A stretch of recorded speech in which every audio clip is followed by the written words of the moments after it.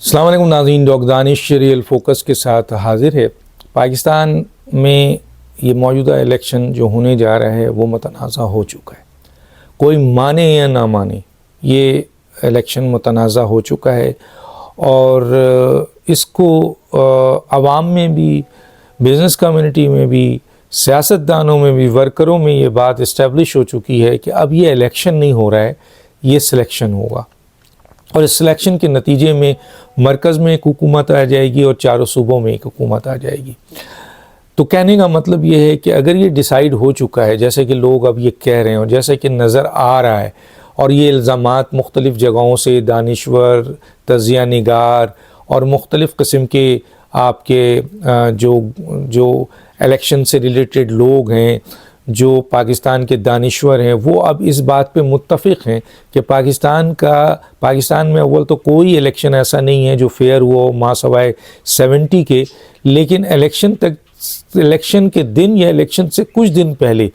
Election मुतनाज़ा होता है या रिगिंग की शोर मचाया जाता है। लेकिन ये वाहिद इलेक्शन है जो 2024 को होने वाला है, जो 8 फरवरी को,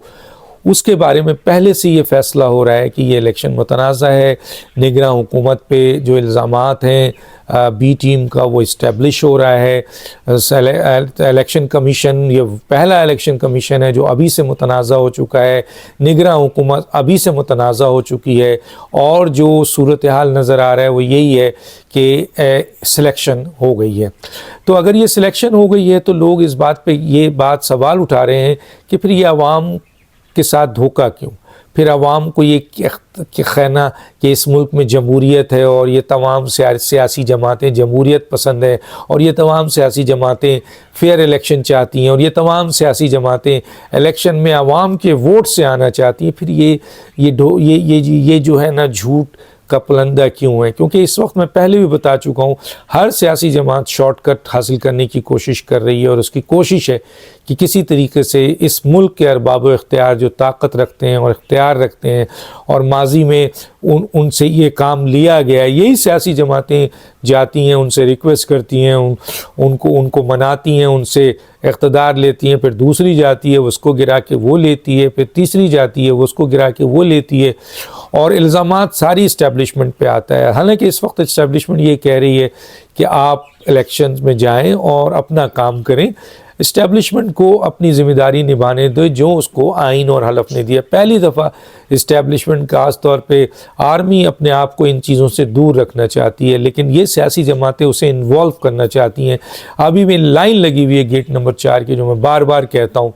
अब सूरत हाल कहने का ये है कि जी ये तासुर डेवलप किया जा रहा है कि जनाब एक सियासी जमात आ गई है, अब इलेक्टेबल्स भी उधर भाग रहे हैं, लोग भी उधर भाग रहे हैं, ब्यूरोक्रेसी भी उधर भाग रही है, इलेक्शन कमीशन भी उधर भाग रही है, निगरां हुकूमत भी उधर भाग रही है और बाकी सियासी जमातें, हो सकता है उनकी आवाम में उनकी पॉपुलरिटी ज़्यादा हो लेकिन तासुर इस तरह उभर रहा है कि एक जमात अब हुकूमत करने जा रही है और सब वो सियासी जमातें भी जो इक़्तिदार के लिए, क्योंकि ज़ाहिर है वो डायरेक्टली तो आ नहीं सकती, वो किसी न किसी का सहारा लेती हैं और उनको सहारा देती हैं, वो भी उस तरफ भाग रही हैं।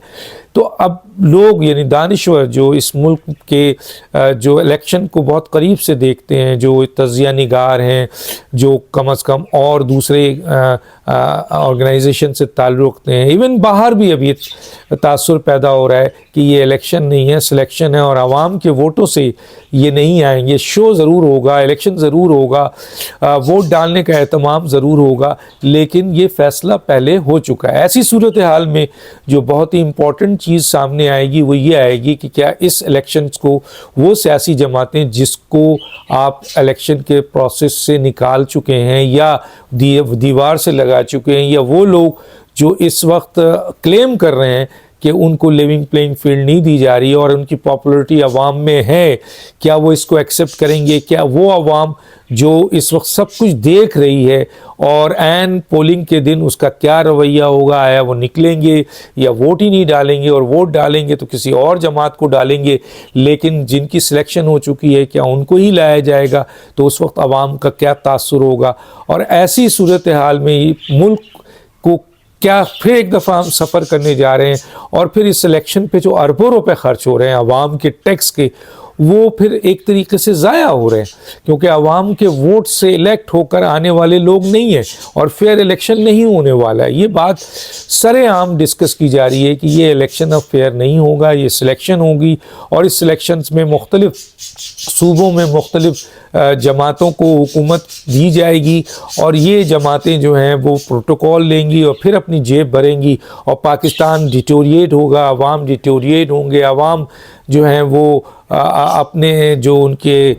پسندیدہ ان کے اپنے جو قیادت ہے اس قیادت کو لانے کے لیے جب ووٹ نہیں ڈال سکیں گے تو وہ کیسے ایکسیپٹ کریں گے؟ اور پھر اس نتیجے پہ سیاسی جماعتیں بھی جن کو لیونگ پلینگ فیلڈ نہیں مل رہی ہے، جو ابھی سے سنگین الزامات لگا رہی ہیں، اور پھر میڈیا میں تجزیہ نگار دانشور جو ابھی سے شور مچا رہے ہیں کہ یہ الیکشن نہیں سلیکشن ہے، تو پھر یہ بتائیے الیکشن کے بعد اسے کون مانے گا؟ اور اس کے بعد جو حالات خراب ہوں گے، اس کے بعد جو سیاسی عدم استحکام پیدا ہوگا، پھر وہ سیاسی جماعت جو جوڑ توڑ کر کے اور آپ کے الیکشنز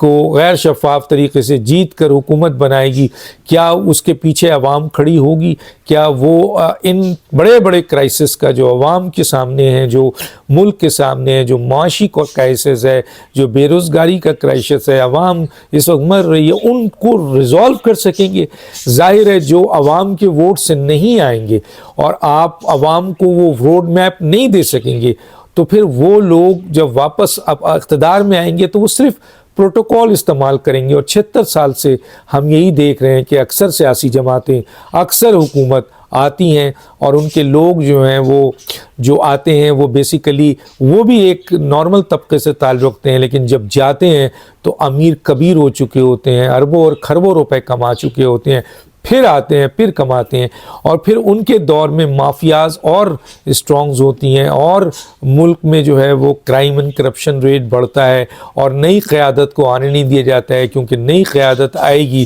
تو پھر ان لوگوں کا کیا ہوتا ہے؟ چنانچہ trade union, student union, labour union اور لوکل باڈیز ان کے دور میں نہیں ہوتا ہے، کوئی نہ کوئی ٹیکنیکل ہجز بنا دی جاتی ہیں اور مختلف قسم کے ادارے، خاص طور پہ عدلیہ میں بیٹھے ہوئے ان کے اپنے لوگ اور الیکشن کمیشن ان کا ساتھ دیتا ہے، جس کی بنیاد کے اوپر یہ پھر 2 سال 3 سال کی حکومت کرتے ہیں، اور پھر جب ملک تباہ ہو رہا ہوتا ہے تو پھر یہ شور مچتا ہے کہ انہیں ہٹاؤ، کسی اور کو لاؤ، کسی اور کو لاؤ۔ تو پاکستان میں اس وقت پاکستان کو صرف ایک صاف و شفاف الیکشن کی ضرورت ہے، اور یہ بھی ضرورت ہے کہ کاش اس الیکشنز میں الیکٹیبلز کے بجائے، پرانے سیاستدانوں کے بجائے نئے نوجوان نسل کو جو باصلاحیت ہیں ان کو آگے لایا جائے، ان کو موقع دیا جائے۔ ڈاکٹر دانش کو اجازت دیجیے، اللہ حافظ۔